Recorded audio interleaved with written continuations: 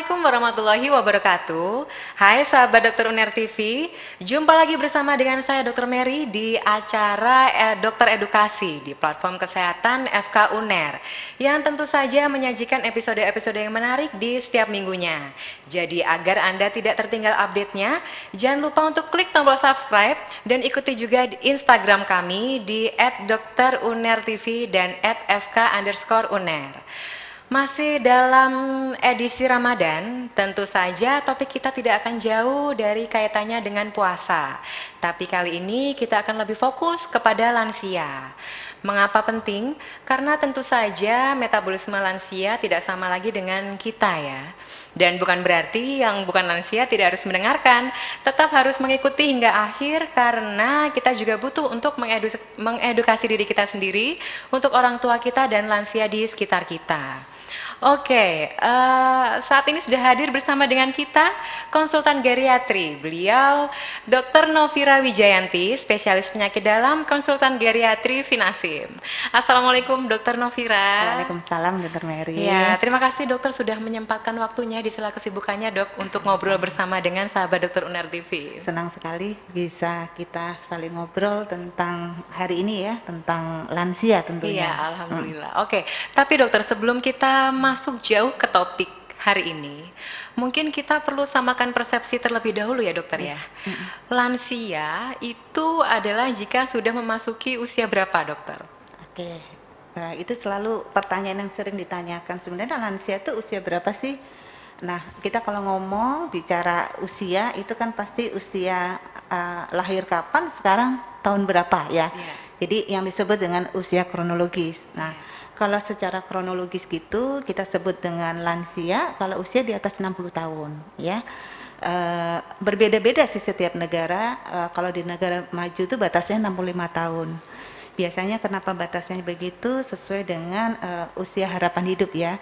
Jadi kan saat ini suara harapan hidup di 72-75 tahun. Dibilang lansia itu kalau 60 karena juga peaknya metabolisme di 30 sampai 40 begitu ya. Tapi kalau kita bicara usia lanjut sebenarnya nggak pas juga kalau kita cuma bilang berdasarkan usia ya. Karena usia 70 boleh usia 70 tapi biologisnya jangan di badannya usia masih kayak orang 50 seperti itu ya.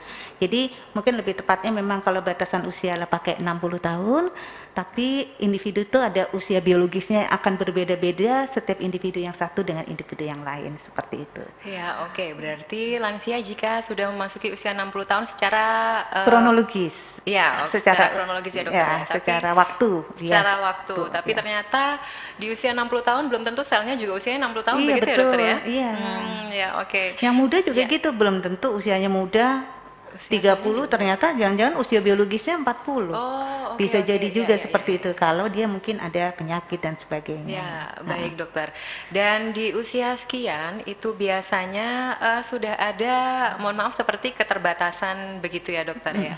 Sedangkan di bulan puasa ini pasti setiap orang menjadi semakin semangat untuk beribadah, utamanya berpuasa. Menahan makan dan minum kurang lebih sekitar 13 hingga 14 jam dalam satu hari. Untuk para lansia dokter yang sudah ada beberapa keterbatasan, itu apakah ada tips dan trik tertentu dokter untuk menjalankan puasa yang aman? Ini monggo silakan dokter Novira mau memulai dari mana? Pasti sangat banyak ya dok ya. Ya, jadi kalau kita bicara puasa, lansia puasa, puasa itu kan ibadah kita yakini wajib ya dilakukan oleh umat muslim gitu ya. Dan kita bisa lihat bahwa orang tua, orang usia lanjut menyambut puasa itu pasti semangat sekali gitu ya. Karena hubungannya rohania, ukhrawi, hubungan vertikal ke atas ya. Jadi siapa sih yang nggak puasa gitu ya? Karena kita dapat barokah, dapat pahala sebesar-besarnya gitu ya. Nah, tapi kan seperti itu ya. Aman nggak sih sebenarnya orang usia lanjut itu berpuasa ya? Kalau kita lihat dari sudut kesehatan memang panjang ya, menahan makan dan minumnya kan 13-14 jam. Nah, aman tidaknya lansia itu sebaiknya dapat menilai dirinya sendiri. Jadi kita memang harus menilai kita mampu atau tidak. Kita tahu pada orang usia lanjut itu sudah terjadi penurunan pasti ya, secara cadangan fisiologisnya tubuh turun, kemudian status fungsionalnya turun seperti itu, kemudian penyakitnya biasanya multipatologi beragam, belum lagi obat-obatannya jadi macam-macam seperti itu ya, sehingga orang usia lanjut ini risiko mengalami malnutrisi juga akan lebih besar. Nah, ketika berpuasa yang harus menahan makan dan minum itu problemnya sebenarnya, sehingga sebaiknya dapat menilainya kita bisa lihat faktor yang mempengaruhi seorang usia lanjut, risikonya jatuhnya kemana sih? Bisa terjadi malnutrisi ya, penurunan asupan makan secara fisiologis, orang usia lanjut gigi geligi juga sudah berkurang, proses menelan juga mulai mungkin ada yang sulit seperti itu ya, kemudian pengosongan lambung jalannya juga lebih lambat, sehingga orang usia lanjut itu berisiko untuk mengalami penurunan asupan makan, jatuh ke kondisi malnutrisi, sehingga memang sebaiknya usia lanjut ini menilai dirinya, saya mampu atau tidak dan bagaimananya seperti itu ya. Kemudian menahannya tidak hanya makan tapi juga menahan minum ya. Pada orang usia lanjut sama seperti makanan, minuman juga rangsang haus pada orang usia lanjut itu juga turun, sehingga cenderung orang usia lanjut ini jarang merasa haus seperti itu. Nah, resikonya adalah kekurangan cairan karena ketika berbuka pun mungkin minumnya kurang seperti itu. Nah, kalau sudah seperti itu, tentunya nih udah kita sama-sama tahu, oh ini masalah pada orang usia lanjut nih. Nah, sekarang kita tata gimana sebaiknya, gitu ya, Dr. Mary ya. Ya. Oke, kita mulai dari mana nih? Monggo silakan. Tadi ada beberapa poin yang saya tangkap. Pertama, makanan? Ya, tentang makanan, kemudian menjaga asupan cairan biar tidak dehidrasi. Betul. Nah, mungkin kita fokus ke makanan dulu ya, Dokter. Boleh. Bagaimana mengatur makanan pada lansia agar puasanya aman, Dok? Ya, mungkin kalau makanan nomor satu kita tahu bahwa gizi seimbang itu penting ya. Mau ketika kita tidak berpuasa, mengatur gizi seimbang itu harus lengkap ya. Mungkin kita bisa lihat gimana sih gizi seimbang dulu nih yang harus dipenuhi oleh seorang individu termasuk lansia. Kita bisa lihat dulu untuk gizi seimbangnya. Nah, porsi kita bisa lihat bahwa kebutuhan karbohidrat, kebutuhan protein, kebutuhan akan protein baik dari hewani maupun dari nabati, kemudian lemak, kemudian air, itu penting dipenuhi oleh orang usia lanjut ya. Kita bisa lihat ini porsi makanannya ini harusnya ini bisa beragam seperti ini sudah pedoman gizi seimbang ya. Jadi ada lengkap semua porsinya, air juga diperlukan kebutuhannya. Gula, garam, minyak tetap diperlukan karena memerlukan semua ini, dan kita juga perlu tidak hanya karbohidrat, protein, lemak juga, tapi juga zat-zat mineral diperlukan ya. Kita bisa lihat di sini. Nah, kalau pada berpuasa gimana nih? Saya mau memenuhi kebutuhan segini. Kalau nggak ke sini kan resikonya jatuh dalam kondisi nanti kekurangan asupan makan malah jadi malnutrisi seperti itu ya. Nah, kalau pada orang usia lanjut kita sarankan dengan porsinya seperti ini, tetap kombinasinya sebaiknya seperti ini. Tapi porsi yang besar itu 50% yang total sehari itu adalah untuk ketika berbuka puasa ya, kemudian 10%-nya adalah ketika setelah ibadah tarawih, dan 40% nanti ketika sahur ya, seperti itu pemenuhannya untuk memenuhi kebutuhan dalam satu harinya seperti itu ya. Nah, itu yang perlu juga diperhatikan. Tidak cuma makanan tadi ya, kebutuhan akan minuman, cairan, karena risiko dehidrasi pada orang usia lanjut itu juga besar, maka harus terpenuhi juga. Gimana ngaturnya nih? Nah, kebutuhan sehari itu air tergantung memang berat badan, rata-rata seperti itu. Berat badan berapa? Kira-kira sama dengan 30 cc per kilo kebutuhannya sehari. Ini pada orang lansia yang sehat ya, kita bicaranya ya. Nah, kita bisa lihat tadi bahwa kalau kebutuhan sebegitu berarti kebutuhan cairannya itu sekitar 6, 8 sampai 10 gelas sehari seperti itu. Maka berbuka mungkin bisa dengan 2 gelas. Kemudian nanti di antara tarawih sampai mau tidur bisa 3-4 gelas segitu. Nanti bangun tidur minum lagi 1 gelas, dan ketika sahur 2 gelas. Sehingga kebutuhan itu bisa terpenuhi baik makanannya maupun minumannya, seperti itu. Ya, oke. Tadi saya tertarik dokter dari gambar yang piring itu dok. Berarti dalam satu piring itu seperti sudah tergambar begitu ya, untuk porsi karbonya sebaiknya seberapa besar, Iya. kemudian lauknya dan buahnya seperti seberapa besar Iya, begitu ya dok. iya. Untuk makanan pokoknya dokter, saat ini itu kan sudah banyak macam bahan pokok yang tersedia dok. Ada nasi putih, merah, dan coklat bahkan hitam kalau saya tidak salah. Nah itu untuk pemilihannya bagaimana dokter sebaiknya? Pilihan untuk karbohidrat. Jadi Iya. pilihannya begini, kalau untuk yang berpuasa, untuk pemenuhan karbohidrat ketika berbuka yang simple ya, jadi gula gitu boleh, tapi tetap tidak boleh berlebihan seperti itu.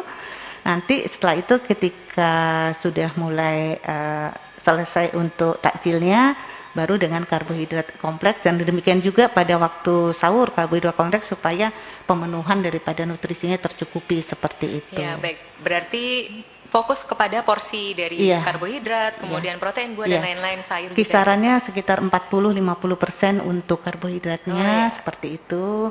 Kemudian proteinnya di sekitar 20%, dan lemaknya paling cuma 15%, Ya. seperti itu. Oke, baik dokter. Kemudian untuk minuman dok, kan biasanya untuk berbuka itu pasti sukanya yang segar, kemudian manis dan es, begitu ya dokter? Iya, Nah betul. untuk lansia, apakah ada tips dan trik khusus dokter? Apalagi yang masih suka ngopi begitu dok, bagaimana dokter? Pilihannya kalau untuk sedang bulan puasa begini, kalau kayak minuman seperti teh kopi itu kan sifatnya diuresis ya, sehingga tentunya lebih tidak disarankan kalau untuk lansia ketika sedang bulan puasa ini, kemudian ketika sahur minum teh, minum kopi seperti itu, karena sifatnya diuresis, risiko terjadi dehidrasi pada orang usia lanjut itu ada, seperti itu. Walaupun penelitian itu menyampaikan bahwa puasa itu walaupun harus menahan makan dan minum panjang nih ya, ternyata manfaat puasa itu lebih baik gitu ya, Oh iya. daripada efek buruknya seperti itu. Ternyata dengan berpuasa itu pun penelitian menunjukkan bahwa tidak terjadi perburukan daripada fungsi ginjal sepanjang asupan cairannya cukup, seperti itu. Kemudian profil metabolik seperti karbohidrat, kolesterol, trigliserid, kemudian profil lemak yang lain itu justru akan membaik dengan berpuasa, seperti itu. Kemudian secara psikologis ternyata dengan berpuasa itu membawa efek psikologis, sehingga pada orang-orang dengan diabetes mellitus pun yang memang diperbolehkan untuk berpuasa, gula darahnya justru lebih terkontrol, karena mungkin ketenangan hati ya, mendapatkan pahala seperti itu ya, itu juga akan mempengaruhi pada orang usia lanjut. Ya oke, ternyata masih banyak sekali manfaat fisik dan psikologis untuk kita semua dalam menjalankan puasa ya dokter. Iya. Terutama pada lansia yang membutuhkan pengaturan khusus. Tadi sudah disebutkan bagaimana mengatur makanan dan minuman yang baik di saat buka hingga malam hari, kemudian hingga sahur, sehingga terpenuhi kebutuhan kalorinya dan juga cairannya selama berpuasa. Termasuk dokter lansia yang sudah membutuhkan obat yang harus diminum teratur terus itu dokter, bagaimana gitu? Jadi tadi biasanya karakteristik orang usia lanjut tuh penyakitnya beragam ya, walaupun nggak semua ya, seperti itu ya. Nah, ada tetap harus memperhatikan pada penyakit-penyakit khusus ya, yang harus menjaga misalnya pada diabetes mellitus ya, yang dia harus menjaga kadar gulanya. Apakah saya diperbolehkan puasa? Misalnya diabetes mellitus seperti itu. Nah, itu sebaiknya sebelum menjalankan ibadah puasa tetap berkonsultasi dengan dokter masing-masing ya. Seperti ada penggunaan yang kadar gula yang tidak terkontrol, tentu tidak disarankan untuk berpuasa seperti itu. Oleh karena tentunya tidak ingin juga efek samping daripada puasa ini justru berpengaruh buruk terhadap kesehatan, seperti itu. Kalau kayak obat-obatan yang harus rutin diminum, sebaiknya diminum.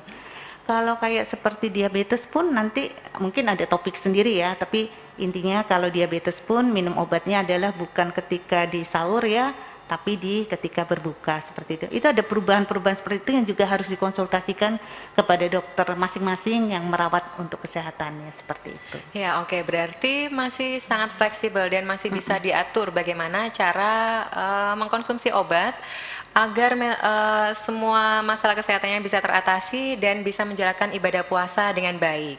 Termasuk dokter, jika saking semangatnya ini dok lansianya, kemudian akhirnya mencari-cari suplemen atau vitamin. Itu bagaimana dok? Apakah ada vitamin atau suplemen yang disarankan atau bagaimana? Sebenarnya kalau pemenuhan kebutuhan itu sudah bisa dari piring tadi ya, dari beragam karbohidrat, protein, kemudian sayur, buah, dapat terpenuhi, sebenarnya tidak perlu tambahan. Tapi kalau merasa kurang, boleh ditambahkan susu. Pilihannya seperti itu. Susu sekarang itu beragam, biasanya sudah ada tambahan suplemennya bermacam-macam, itu boleh ditambahkan. Tapi kalau yang lain-lain, coba dulu deh dari pemenuhan kebutuhan makanannya dulu, seperti itu. Ya, oke. Ternyata memang sangat penting ya dok, memenuhi kebutuhan makanan dan minuman sesuai dengan aturan yang sudah ada begitu nggih. Betul. Sudah kita bahas tadi bagaimana cara mengatur makanan dan minuman, kemudian juga obat, kemudian vitamin dan suplemen. Kemudian ini dokter yang biasanya juga tidak terlewatkan aktivitas dari lansia yaitu olahraga atau kegiatan fisik dari lansia dok. Sebelum puasa ini dok, saya sering melihat jika pagi-pagi itu dok, lansia ada yang mungkin komunitas tersendiri dok, jadi senam lansia atau jalan sehat lansia. Nah, untuk aktivitas fisik di bulan puasa yang disarankan itu apa dokter? Baik, tadi kita udah ngomong bicara makanan, minuman seperti itu ya, nggak bisa lepas juga orang usia lanjut itu nggak bisa lepas dari aktivitas fisik ya. Tapi kita bedakan antara aktivitas fisik dengan latihan fisik begitu ya. Jadi kalau aktivitas itu kan aktivitas sehari-hari kegiatan ya. Latihan fisik itu suatu kegiatan yang terprogram seperti itu. Dan untuk sehat pun sebenarnya kebutuhan untuk latihan fisik itu adalah 150 menit. 150 dalam menit. satu minggu ya kebutuhannya. Jadi kalau kita lihat rata-rata satu hari mungkin 30 menit gitu ya, mungkin jeda 2 hari seperti itu. Untuk pemenuhan 150 menit, untuk pemenuhan kesehatan seperti itu. Dan kalau puasa gimana nih dong aktivitasnya? Kan jadi pertanyaan seperti itu. Sebaiknya tetap dilakukan, cuma mungkin dipindah waktunya gitu ya. Bisa menjelang berbuka seperti itu, supaya setelah itu berbuka. Jadi dipindah dari yang di pagi hari, kemudian ditaruh di sore, supaya setelah itu apabila memerlukan kebutuhan cairan dapat tidak mengalami dehidrasi seperti itu. Pengaturan waktu untuk aktivitas fisik. Untuk jenis aktivitasnya dokter yang disarankan untuk lansia itu apa? Kalau aktivitas yang harus dilakukan minimal melakukan peregangan, jadi latihan gerak itu tetap harus. Yang sederhana aja, mulai dari menggerakkan kepala, menggerakkan gerak atas, gerak bawah, latihan sambil duduk di kursi tetap menggerakkan untuk sendi-sendi, itu minimal tetap harus dilakukan. Kalau di bulan puasa ini mungkin pilihannya lebih ke jalan kaki ya, jalan kaki atau yoga seperti itu. Tapi kalau tidak berpuasa mungkin pilihannya lebih beragam untuk pilihan olahraga kardio maupun bukan, seperti itu. Jalan kaki ya dok, tampak sederhana tapi ternyata manfaatnya luar biasa ya dok. Iya, betul. Diatur dengan di jamnya, kemudian juga frekuensinya. Ya, frekuensinya. Ya, itu sangat penting. Kemudian dokter, untuk jam istirahat, itu apakah ada perbedaan dokter atau bagaimana? Betul sekali. Jam istirahat berarti kan untuk tidur ya, seperti itu ya, itu tetap diperlukan pada orang usia lanjut ya. Tidak bisa tidak, kebutuhan itu pasti diperlukan. Nah, yang jadi masalah yang jadi dipertanyakan kan, kalau puasa nih gimana nih, jam tidurnya terganggu nih ya. Berarti kalau memang sudah berniat untuk berpuasa, bisa mengukur dirinya bahwa saya mampu berpuasa, diatur juga dong tidurnya seperti itu. Kalau karena bangunnya akan lebih awal, ya sebaiknya tidurnya lebih awal seperti itu. Jadi kalau misalnya tidur jam 10, mungkin jam 9 sebaiknya sudah mulai istirahat supaya nanti kecukupan waktunya untuk menyiapkan sahur dan sebagainya seperti itu. Itu yang harus diatur. Kemudian di siang gini boleh tidur, istilahnya tidur ayam gitu ya, tapi jangan lama-lama. Karena kalau lamaan malah jadi lemes biasanya. Jadi cukup 20 menit itu, seperti itu untuk tidur ayamnya seperti itu. Kemudian ketika mau tidur juga kalau hygiene untuk tidur, jadi kalau udah masuk kamar adalah untuk tidur seperti itu. Itu juga menjadi sangat penting. Oke, untuk durasinya dokter, dalam satu hari sebaiknya durasi Orang istirahat normal itu itu berapa lama? 6 sampai 8 jam ya sebenarnya Sampai 8 tidur jam, ya. ya. Cuma kalau orang usia lanjut dia memang lebih pendek waktu tidurnya, biasanya 5 sampai 7 jam aja. Jadi kita juga harus hitung ketika dia tidur di siang itu juga dihitung ya. Kadang-kadang kok saya tidur saya sebentar tapi ternyata siangnya tidurnya panjang. Nah, itu juga nggak boleh seperti itu ya. Jadi dalam satu hari itu dihitung istirahatnya berapa, rata-rata kalau orang usia lanjut memang di 5 sampai 7 jam. Ya, dari tadi saya tangkap dokter, sebenarnya semua pengaturan ini sepertinya kembali ke individu masing-masing begitu ya, yang mungkin pada beberapa lansia memiliki ciri tersendiri, mungkin ada yang sedikit bermasalah dengan organ tertentu dan lain-lain. Berarti sangat penting untuk kontrol terlebih dahulu ke dokter. Dokter masing-masing monggo silakan, apabila karena ini kan ibadah kita bertemu mendapatkan pahala dari Allah Subhanahu wa taala ya. Tentunya kita juga harus menyiapkan kan, yang disiapkan kan bukan cuma lebarannya ya gitu. Yeah. Jadi menjelang ibadah ini saya kalau mau ibadah berarti saya harus nyiapkan apa nih? Oh, saya punya penyakit ini nih, berarti saya harus periksa dulu, saya harus kontrol pastikan saya itu aman berpuasa seperti itu. Dengan kisi-kisinya tadi juga bahwa pemenuhan kebutuhan untuk makanannya, pemenuhan kebutuhan minumannya cukup atau tidak ya, seperti itu. Ya, dan aktivitas dan tidur juga. Oke, makanan, minuman, obat atau suplemen, kemudian aktivitas dan istirahat. Dokter, ini kan puasa 1 bulan penuh ya, dokter. Dan pada usia lanjut yang sudah dengan beberapa keterbatasan, itu apakah ada warning sign-nya, Dok? Kapan seharusnya tidak melanjutkan puasanya begitu? Ya. Jadi kalau ditanya semangat boleh gitu ya. Cuma tetap ada batasan-batasannya. Jadi berusaha mengenali diri sendiri, nomor 1 itu menjadi sangat penting, saya mampu atau tidak. Jadi kalau misalnya nih sudah merasakan tidak mampu, boleh sebaiknya misalnya rasa lemas, rasa mau pingsan seperti itu ya, boleh menghentikan puasanya. Karena kalau kita lihat di Al-Quran kan memang puasa itu wajib, tapi kalau bila ada udzur, ada halangan, maka diperbolehkan untuk mengganti seperti itu ya. Jadi Allah sudah mengatur semua, jadi mungkin tetap niatnya bagus, tapi itu juga tetap harus melihat keterbatasannya diri seperti itu. Ya, dan tampaknya yang mengerti limit diri sendiri itu kembali ke individu masing-masing ya, dokter? Individu masing-masing. Jika memang terasa lemas atau tanda-tanda yang lain yang tidak sebaiknya melanjutkan puasa, sebaiknya dibatalkan, diganti di hari lain atau dengan yang lain begitu ya, dokter? Betul. Ya, oke. Dan sangat banyak tadi disebutkan juga manfaat dari puasa untuk juga menyemangati lansia-lansia yang ingin beribadah puasa di bulan Ramadan ini. Oke, dokter. Kok nampaknya sudah sangat holistik ya, Dok, pembicaraan kita saat ini ya, Dok? Iya. Mungkin, Dok, ada tambahan-tambahan lagi, Dok? Boleh saya tambahkan. Jadi kalau kita lihat individu usia lanjut itu nggak cuma badannya aja, itu nomor 1 ya. Di dalam badan itu ada mental, ya, ada psikis. Nah, faktor yang mempengaruhi fisik dan psikis itu juga fungsi kognitif, daya ingat. Nah, itu juga jadi penting. Kemudian menjaga fungsional tetap mobilitas tadi dengan aktivitas fisik. Satu lagi dengan nutrisi. Dan jangan lupa, hubungan sosial antar individu di keluarga itu menjadi sangat penting. itu juga tidak bisa lepas menggambarkan bagaimana kualitas hidup seorang usia lanjut.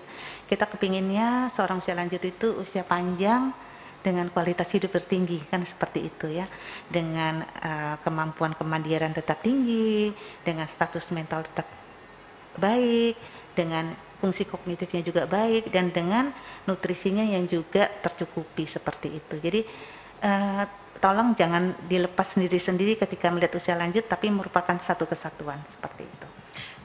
Baik, terima kasih penjelasannya Dokter Novira. Saya rasa sudah cukup menjawab rasa penasaran kita semua, Dokter.